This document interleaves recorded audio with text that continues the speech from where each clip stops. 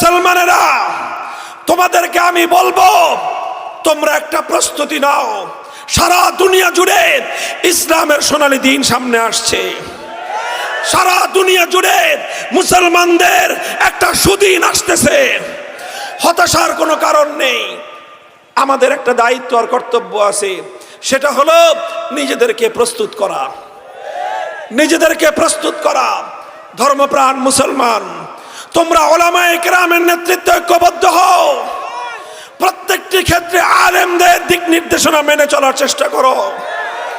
ইনশাআল্লাহ যদি দুটো শক্তি ঐক্যবদ্ধ হতে পারে, একদিকে মুসলমানদের যুবকরা যদি ঐক্যবদ্ধ হয়, আর এই যুবকরা যদি আলেমদের কথা মানে, আবার বলছি যুবকরা যদি ঐক্যবদ্ধ হয় আর তারা যদি আলেমদের কথা শুনে, ইনশাআল্লাহ সুম্মা ইনশাআল্লাহ এ জাতির অগ্রবিজন রুখে দেওয়ার সাধ্য পৃথিবীর কোন শক্তির হবে না, কোন শক্তির হবে না।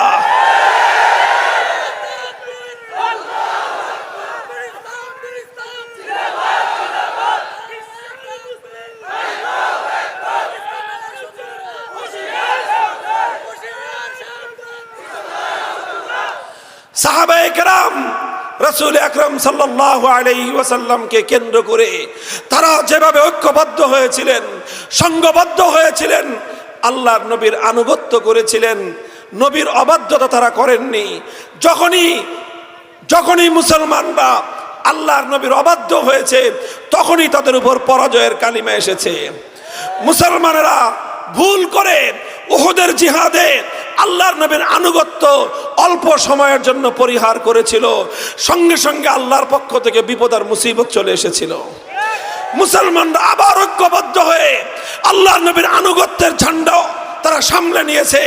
আল্লাহ পাক তাদের পরাজয়ের দৃশ্যকে পরিবর্তন করে আবার বিজয় দান করেছেন। হুনাইনের জিহাদে মুসলমানরা আল্লাহর নবীর চেয়ে অগ্রসর হয়ে গিয়েছিল। আল্লাহ পাক মুসলমানদের উপর বিপদ পাঠিয়ে দিয়েছিলেন। মুসলমানরা আবার ঐক্যবদ্ধ হয়ে নবীজিকে সামনে রেখে তারা অগ্রসর হয়েছে। আল্লাহ পাক আবার তাদের হাতে বিজয়ের কেতন উড়িয়ে দিয়েছিলেন। সুতরাং হে যুব সমাজ, হে মুসলিম সমাজ, প্রত্যেকটি ক্ষেত্রে উলামায়ে কেরামের পরামর্শ নিয়ে চলতে হবে। প্রত্যেকটি ক্ষেত্রে আলেমদের মতামত নিয়ে চলতে হবে। আল্লাহ রাসূল সাল্লাল্লাহু আলাইহি ওয়াসাল্লাম বলেছেন, আমার পূর্বে সমস্ত জাতির নেতৃত্ব দিতেন নবীগণ, আমি হলাম সর্বশেষ নবী। আমার পরে আর কোন নবী আসবে না। আমার পরে উম্মতের আলেমরা হবে নবীদের উত্তরাধিকারী।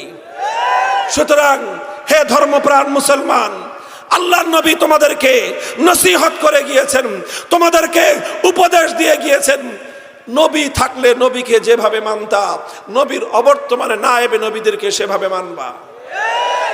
যদি তোমরা না মানো, আলেমদের কথা না মানো, তাহলে শুধু আলেমদের অমান্য করলা তা নয়, বরং এটা সরাসরি আল্লাহর নবীর কথা অমান্য হলো। কি বলেন? কথা ঠিক না বেঠিক?